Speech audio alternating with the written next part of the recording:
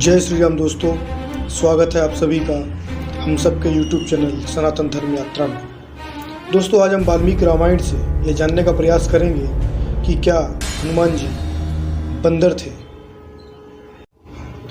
दोस्तों, आपने कई लोगों को यह कहते सुना होगा कि हनुमान जी बंदर थे, और हमारे कई धर्म ग्रंथों में हनुमान जी को बानर कहकर संबोधित किया गया है। तो आज हम वाल्मीकि रामायण से जानने का प्रयास करेंगे कि हनुमान जी सच में बानर थे या बंदर थे। दोस्तों, बानर और बंदर दोनों में बहुत अंतर होता है।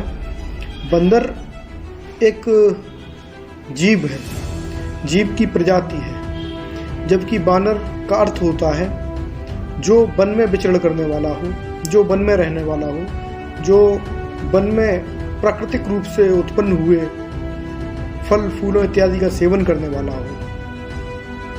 तो आज हम वही चीज़ वाल्मीकि रामायण से भी समझने का प्रयास करेंगे, और यहाँ पर प्रमाण नहीं, आपको तर्क संगत तरीके से ये सोचना होगा और समझना होगा। तो यह समझने के लिए सबसे पहले हम वाल्मीकि रामायण के किष्किंधा कांड को देखते हैं। किष्किंधा कांड के तृतीय सर्ग में दोस्तों ये जो उल्लेख है, जहाँ पर सुग्रीव जी हनुमान जी को राम और लक्ष्मण जी से मिलने के लिए भेजते हैं और उनका किष्किंधा नगरी में आने का या उस पर्वत के निकट आने का अभिप्राय पूछते हैं। तो दोस्तों, यह जो बात आती है, यह आपका श्लोक नंबर 19, 20, 21, 22, 23 और आगे सारे श्लोक इसी पर आधारित हैं। तो इसके बाद यहाँ पर श्री राम जी जो हैं हनुमान जी से बात करने के बाद लक्ष्मण जी को हनुमान जी के बारे में बताते हैं, और देखिए वो क्या कहते हैं। तो यह जो श्लोक है वह श्लोक नंबर 29 है। तो 29वां श्लोक क्या है देखते हैं। नूनं व्याकरणं कृत्रं मनेन बहुधा श्रुतं बहु व्याहरतानेन न किंचिदुपसब्दितम्।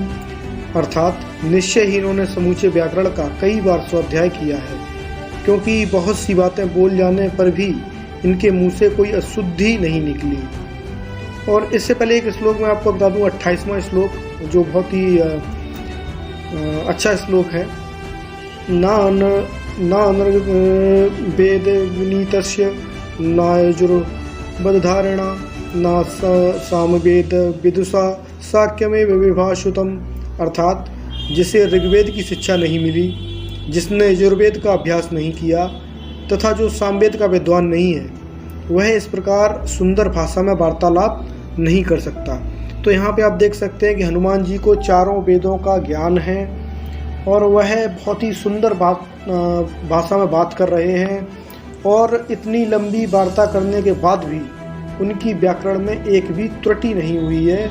और राम जी कह रहे हैं कि हनुमान जी ने वेदों का अध्ययन और व्याकरण का अध्ययन कई बार किया है। तो दोस्तों, क्या कोई बंदर चारों वेदों का ज्ञाता हो सकता है? क्या आज के समय के कोई बंदर आपको वेद छोड़िए किसी छोटी सी बात को समझने लायक लगते हैं? नहीं। तो ये किस प्रकार हम ये मान लेते हैं कि हनुमान जी बंदर थे? अगला उदाहरण भी मैं आपको देने जा रहा हूँ।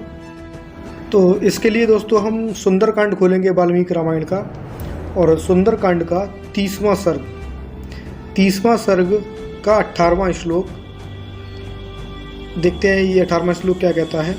यदि वाचम प्रदश्यामि द्विजातिरिव संस्कृताम रावणम मन्यमाना सीता भीता भविष्यति।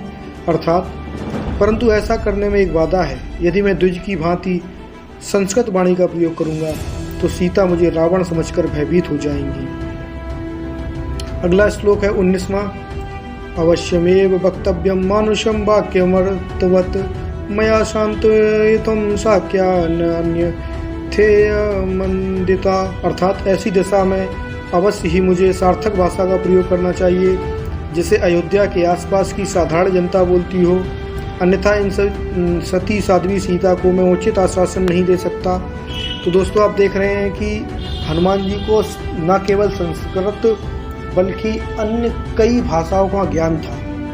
तो दोस्तों, आपको क्या लगता है तर्क के आधार पर कि क्या एक बंदर किसी एक भी भाषा का ज्ञान रख सकता है?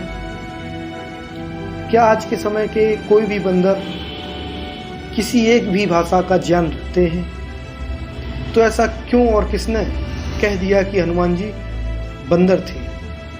दोस्तों, यह जो हनुमान जी को बंदर कहने वाली बात है, ये आजकल के जो काव्य ग्रंथ लिखे गए हैं 1500 से 2000 साल पहले तक, इन्हीं के अनुसार इन काव्य ग्रंथों में जो है, आपने अलंकार पढ़े होंगे, उपमा अलंकार, उपमेय अलंकार। तो इसमें क्या होता है कि हम किसी भी व्यक्ति को किसी की उपमा देते हैं। तो जो हनुमान जी थे, यह बानर जाति के थे, यानी जो वन में रहने वाले, तो उनको बानर की उपमा दी गई थी, जिसको आप बंदर नहीं कह सकते।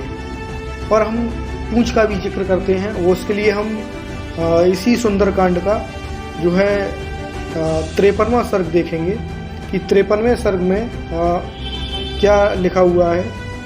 तो 53वें सर्ग का श्लोक नंबर 3, कपीनाम किल्लांगनमिष्ट भवति भूषणम तदस्य दीप्तायाम साग्रम तेन दग्धेन गच्छतु। अर्थात जो बानर होते हैं, उन लोगों को अपनी लांगल यानी पूंछ बहुत ही प्रिय होती है। जैसे हम कह सकते हैं कि जो भारतीय हैं, उनको भारत का झंडा बहुत प्रिय है। तो यदि भारत के झंडे को कोई जलाता है तो वो क्या होता है, अपमान होता है। तो उसी प्रकार जो यहाँ पर लांगल शब्द प्रयोग किया गया है पूंछ के लिए, वह हो सकता है कि उस समाज की यानी बानर समाज की कोई प्रतीक हो, कोई चिन्ह हो, और वो राष्ट्रीय चिन्ह हो, सम्मान वाला चिन्ह हो, जिसको रावण जलाने की बात कर रहा है, और उसको जलाने से समस्त बानर जाति का अपमान होगा, ऐसा समझकर वह उस पूंछ को जलाने का प्रयास कर रहा है। तो दोस्तों, तर्क के आधार पर हम ये कह सकते हैं कि जो हनुमान जी थे वो बंदर नहीं थे, बल्कि इंसान थे और बानर समुदाय के थे। बानर समुदाय अर्थात मैं बार बार आपसे कह रहा हूँ कि बानर शब्द का मतलब होता है जो वन में रहता है, वन में प्राकृतिक रूप से उपजे हुए फल फूलों इत्यादि का ही सेवन करता है।